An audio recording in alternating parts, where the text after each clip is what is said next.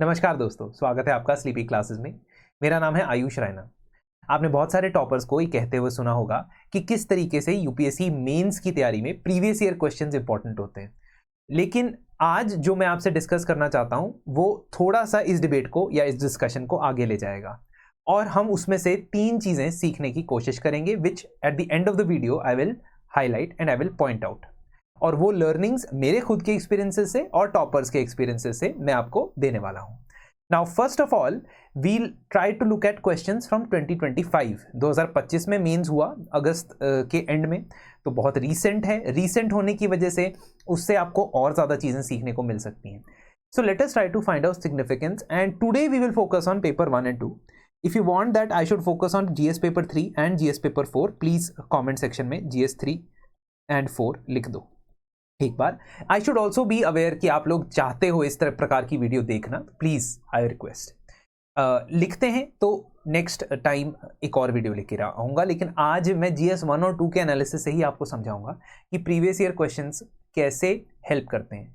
Previous year questions help in 2 ways। First is they are directly referenced as a reference material. मतलब अगर आप इनका answer तैयार करके जाते हो तो उस तैयार किए हुए आंसर को आप माइनर मॉडिफिकेशंस के साथ यूज कर सकते हो to answer a new question as well.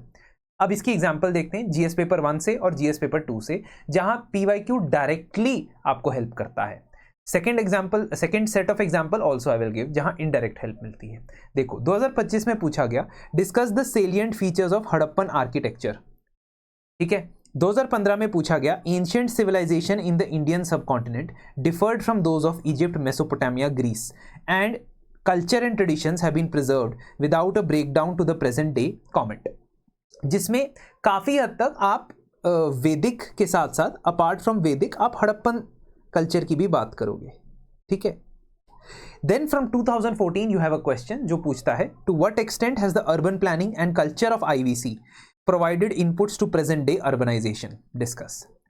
अब ये क्वेश्चंस अगर आप अच्छे से प्रिपेयर करते हो तो आप इजीली ये कर पाते हो। हालांकि ये मैं नहीं कह रहा कि आपको प्रीवियस ईयर क्वेश्चन से ये आंसर आना चाहिए था, ये वैसे भी हिस्ट्री में जब आप पढ़ोगे you will cover Harappan architecture, but मैं आपको एक लिंक एस्टैब्लिश करके दे रहा हूँ प्रीवियस ईयर क्वेश्चंस और अगले सालों में पूछे गए सवालों के बीच। Second set is from GS1 question is how are climate change and sea level rise affecting the very existence of many island nations? Discuss with example। 2025 में पूछा गया सवाल है। ठीक है। GS1 में पूछा गया ज्योग्राफी के पार्ट के थ्रू, लेकिन GS3 में 2023 में ऑलरेडी ऐसा सवाल आ चुका है जो कहता है IPCC has predicted a global sea level rise of about 1 meter by 2100 AD। First सबसे पहली चीज तो आप इस क्वेश्चन की इंट्रोडक्शन बना सकते हो। पहली बात तो यही कि मैंने कुछ कंटेंट नहीं भी पढ़ा है, मैंने प्रीवियस ईयर क्वेश्चन की लिस्ट भी पढ़ी है, तो मेरे पास इंट्रोडक्शन आ गया है उस क्वेश्चन को आंसर करने का। चलिए second part of the question देखिए, what would be its impact in India and the other countries in the Indian ocean region. तो इंडिया पे इंपैक्ट पूछा है और इंडियन ओशन रीजन के अंदर बाकी देशों पे इंपैक्ट पूछा है, जिसका मतलब है कि इसमें आइलैंड नेशंस भी आते हैं, जिसका मतलब है कि इसमें इंडोनेशिया भी आएगा, इसमें मालदीव्स भी आएगा, इसमें साइशेल्स भी आएगा। ठीक है। इसमें मेडागास्कर भी आएगा। इंडियन ओशन रीजन में तो ये है ना। नाउ आई नो कि इस क्वेश्चन में आप पैसिफिक आइलैंड नेशंस की भी बात करोगे, वनाउतु की बात करोगे, ताहिती की बात करोगे, पापुआ न्यू गिनी की बात करोगे, फिजी की बात करोगे, ये तो ठीक है। लेकिन यहां से तैयार करके आप इसमें कम से कम 150 वर्ड का आंसर लिख सकते थे। मेरी अजम्पशन ये है कि मैं सिर्फ प्रीवियस ईयर क्वेश्चन पे डिपेंड होके जा रहा हूं, तो मैं कितने क्वेश्चन कर पाता हूं। 2 क्वेश्चन मैंने कर दिए। तीसरा, explain briefly the ecological and economic benefits of solar energy generation in India with suitable examples। This was asked in GS1 2025 कि सोलर एनर्जी इस्तेमाल करने के इकोनॉमिक और इकोलॉजिकल बेनिफिट्स क्या होंगे। 2020 में सवाल पूछा गया describe the benefits of deriving electric energy from sunlight in contrast to conventional energy generation, what are initiatives offered by our government for this purpose. ठीक है। नॉट मच डिफरेंस है क्वेश्चन की डिमांड में, लेकिन टॉपिक तो cover हो जाता। GS1 में 2020 में पूछा गया India has immense potential of solar energy though there are regional variations in its development, elaborate. Topic तो कवर हो जाता। क्वेश्चन में पूछा कुछ और गया है, आई नो, मुझे पता है कि क्वेश्चन में कुछ और पूछा गया है, बट टॉपिक तो कवर हो जाता। बेनिफिट्स तो आप तीनों पेपर में या तीनों पार्ट्स में आप बेनिफिट्स को ध्यान में रखते ही पढ़ते इसको, तो 3 क्वेश्चन हो जाते। चौथा question, what are tsunamis asked in 2025, how and where are they formed, what are their consequences, explain with example. So 3 parts of the question जो एग्जाम्पल्स के साथ आपने बताने थे। 2017 में GS3 में डिजास्टर मैनेजमेंट में सुनामी के बारे में पूछा गया। On December 2004, tsunami brought havoc on 14 countries, including India. Discuss the factors for occurrence of tsunami and its effects on life and economy. In the light of guidelines, describe the mechanisms of preparedness. इस पूरे question को ही अगर आप prepare कर देते हो तो आपका सुनामी का टॉपिक ही प्रिपेयर हो जाएगा। एटलीस्ट 150 या 250 वर्ड्स का आप आंसर लिखने के लिए तो तैयार हो जाओगे, इसमें कोई शक नहीं है। 4 क्वेश्चन हो गए। 5वां question, do you think that globalisation results in only an aggressive consumer culture? Justify your answer. Now the linkage of this question can be done with 2022 question, जहां पे टीयर 2 सिटीज के बारे में पूछा गया। How is the growth of tier 2 cities related to the rise of a new middle class with an emphasis of culture of consumption? तो consumption culture के ऊपर स्पेसिफिक यहां पे आपको एम्फेसिस देखने को मिलेगा। इसी कंजम्पशन कल्चर के बाद के एक्सटेंशन के तौर पे अब आपको ग्लोबलाइजेशन से इसका लिंकेज पूछा गया है। तो आप at least consumption culture in Indian society को स्टडी कर लेते और उसके बेसिस पे कुछ पॉइंट्स तो यहां लिख सकते थे। पूरा आंसर चाहे ना लिख सकते, कुछ point. 6th question, French revolution has enduring relevance to the contemporary world, explain. 2025 में पूछा गया। अजम्पशन मेरी क्या है, आप सिर्फ PYQ पढ़ के जा रहे हो तो कितने क्वेश्चन कर पाओगे। 2019, explain how the foundations of the modern world were led by the American and French revolution. ठीक है, ये 6th क्वेश्चन है GS पेपर 1 का। 7th क्वेश्चन GS पेपर 1 का, give a geographical explanation of the distribution of offshore oil reserves of the world, how are they different from onshore occurrences of oil reserves. I know कि ये पूरी तरीके से answer करना मुश्किल है, खासतौर पे difference between onshore and offshore oil reserves, but ये मोस्ट ऑफ द पीपल के लिए मुश्किल है। अगर आप बिल्कुल ही नहीं पढ़ के गए हैं देन आप कुछ भी नहीं लिख पाओगे ना इसमें। तो discuss the multi dimensional implications of uneven distribution of mineral oil in the world. At least in both these cases You have the distribution of oil which you have studied. कम से कम ये तो पढ़ा होगा आपने कि आप पर्शियन गल्फ के अंदर, सास्कातवान प्लेट्यू के आसपास, या आर्कटिक के अंदर, या वेनेजुएला के अंदर, या कॉन्गो या डेमोक्रेटिक रिपब्लिक ऑफ कॉन्गो के बेसन के अंदर ऑयल रिजर्व्स दिखा पाओ, अंगोला के अंदर ऑयल रिजर्व्स दिखा पाओ। तो at least this much you would have read कि आप दिखा सकते हो, बता सकते हो। मेरी असम्पशन याद रखिएगा कि आई एम अज्यूमिंग कि आप सिर्फ प्रीवियस ईयर क्वेश्चन पढ़ के पेपर देने जा रहे हो। तो आप 7 क्वेश्चन आउट ऑफ 20 अटेम्प्ट कर सकते थे अगर आप सिर्फ प्रीवियस ईयर क्वेश्चन पढ़ के जा रहे हो। सिमिलरली 4 से 5 क्वेश्चन आप GS पेपर 2 में भी कर सकते थे to some extent if you are focusing on previous year questions preparation. जैसे 2025 में एडमिनिस्ट्रेटिव ट्राइब्यूनल के बारे में सवाल पूछा, 2019 में सेंट्रल एडमिनिस्ट्रेटिव ट्राइब्यूनल के बारे में सवाल पूछा, और 2018 में ओवरऑल ट्राइब्यूनल के बारे में सवाल पूछा। अगर ये 2 सवाल आप तैयार कर लो वैसे ही आपका ट्राइब्यूनल का टॉपिक तैयार हो जाएगा। 2025 में attorney general of India plays a crucial role in guiding the legal framework of union government, and 2019 में attorney general is the chief legal adviser and lawyer of the government of India. 2025 में constitutional morality, हाँ ये जरूर है कि you have to apply constitutional morality for judicial independence versus accountability. Judiciary की independence और उसकी अकाउंटेबिलिटी के अंदर आपने कॉन्स्टिट्यूशनल मोरालिटी लगानी। लेकिन अगर आपको एलिमेंट्स पता है कॉन्स्टिट्यूशनल मोरालिटी की, कि rule of law, respect for constitutional positions, respect for constitutional provisions by the people who are in constitutional positions, अगर इतना भी पता है तो भी आप आंसर बना तो सकते हैं। 2021 में भी कॉन्स्टिट्यूशनल मोरालिटी और 2019 में भी constitutional morality, although this was asked in GS4 ethics. 2025 में कोलिजियम सिस्टम के बारे में सवाल, 2017 में एनजैक के बारे में सवाल। तो कोलिजियम सिस्टम तो कवर करेंगे। Of course you will say sir इससे USA और इंडिया का कंपैरिजन कैसे होगा। अरे हाँ, मैं ये क्लेम नहीं कर रहा हूँ कि प्रीवियस ईयर क्वेश्चन रिपीट होते हैं। मैं आपको डिस्क्लेमर पहले ही दे देता हूं, मैंने कभी ये क्लेम नहीं किया कि प्रीवियस ईयर क्वेश्चन रिपीट होते हैं। मैं कह रहा हूं प्रीवियस ईयर क्वेश्चन पढ़ के आप तैयार हो सकते हैं, यू कैन गेट रेडी। और अभी तो मैं डायरेक्ट तैयारी की बात कर रहा हूं, इनडायरेक्ट तैयारी तो अलग बात है।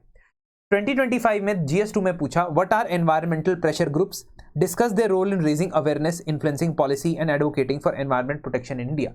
2024 में GS3 में what role do environment NGOs and activist play in influencing EIA outcomes for major projects. तो ऑल्दो ये थोड़ा सा नीश है, नीश मतलब थोड़ा सा स्पेसिफिक है, ये थोड़ा सा जनरल है, लेकिन जब स्पेसिफिक पढ़ लोगे तो जनरल का एक आंसर बनाने में तो आसानी होगी। कहने का क्या मतलब है कि अब आप प्रीवियस ईयर क्वेश्चन को डायरेक्टली इस्तेमाल करके अपने मेंस के आंसर्स को तैयार कर सकते हो। ऐसे 5 आंसर तो मैंने यहां देख लिए, या 5 क्वेश्चन तो मैंने GS2 में देखे और 7 क्वेश्चन मैंने GS1 में देखे। इसका मतलब ये, before I come to the indirect part, how indirectly it helps you, please understand कि जो भी आप टेस्ट सीरीज अवेल करते हो उसमें एक तो प्रीवियस ईयर क्वेश्चन को ध्यान में रखते हुए कंटेंट आपको मिलता है, ये देख लेना। दूसरा, टेस्ट भी इसी तरीके से डिजाइन हो कि प्रीवियस ईयर क्वेश्चन की कवरेज को ध्यान में रखता हो। तो एक अच्छा मिक्स हो प्रीवियस ईयर क्वेश्चन के हिसाब से ट्रेंड को देखना और करंट अफेयर्स के को मिला के, है ना। जो हमारी ईयर लॉन्ग टेस्ट सीरीज है जिसका नाम है, जिस कोर्स का नाम है साधना, उसके अंदर आपको मैं कंटेंट भी प्रोवाइड करूंगा। टेस्ट तो आपको 16 टेस्ट मिलेंगे, लेकिन apart from that and the most important part is कि यहाँ पे मैं आपकी हैंड होल्डिंग करूंगा। For after every test your performance analysis will be done from via a one on one call with me. तो it will not be something जो आप कहीं रैंडमली भीड़ में खो जाएं, क्योंकि हम लिमिटेड इनटेक्स इसमें कर रहे हैं, ठीक है। इसके अलावा हर महीने एक लाइव आंसर राइटिंग सेशन के थ्रू मैं आपको बताऊंगा कि एग्जैक्टली क्वेश्चन को कैसे स्ट्रक्चर कर, आंसर को कैसे स्ट्रक्चर करना है, उसको कैसे इमेजिन करना है। तो it will not be just 20 questions लिख दिए, सबमिट कर दिए टाइम से और इवेलुएट हो गया, सिर्फ वहां तक सीमित नहीं है। आंसर राइटिंग सेशन भी मैं कंडक्ट करूंगा।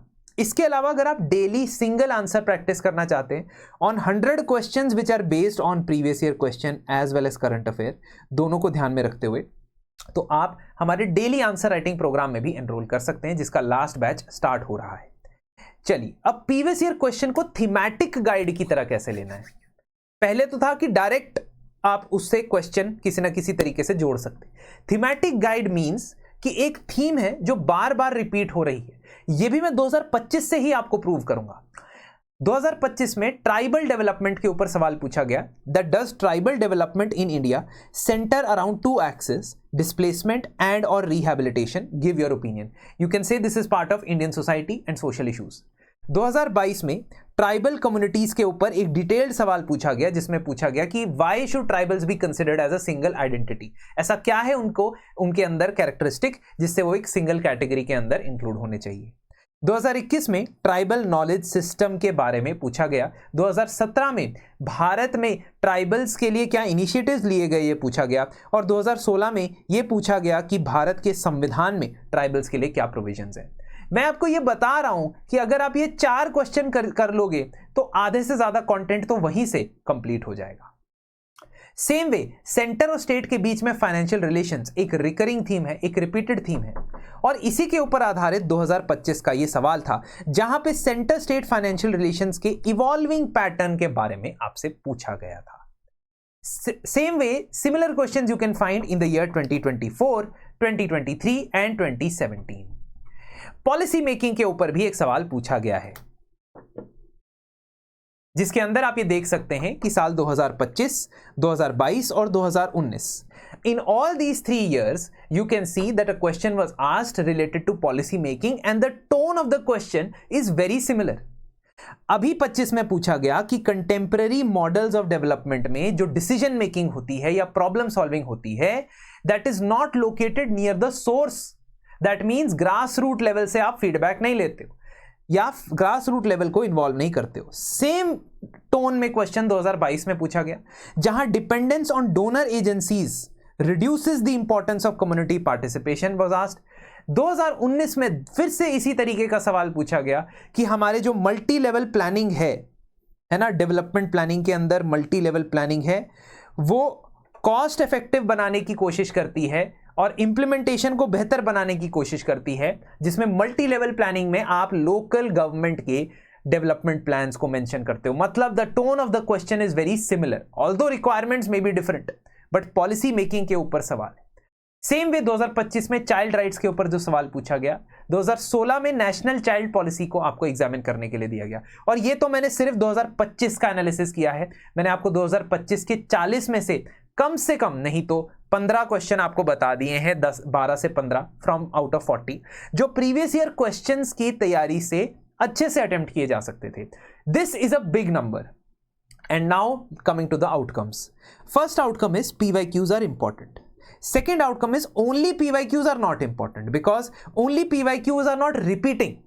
सिर्फ PYQ पढ़ के चले जाऊं तो वो रिपीट हो जाएगा, ऐसा नहीं होने वाला है इसमें, especially in GS 1, 2, 3, 4, है ना. Third and the most important thing, PYQs are important, only PYQs are important, but the most important is execution. सबसे important क्या है? Most important thing is execution, कि आप इसको एग्जीक्यूट करते हो या नहीं करते हो, आप फीडबैक लेते हो या नहीं लेते हो. और उसके लिए we have these two programmes. Please if you are interested you can look into them. If you want another video on GS 3 and 4 where I show how 2025 questions were also inspired or related to previous year questions, please mention GS 3 and GS 4 as well. Thank you.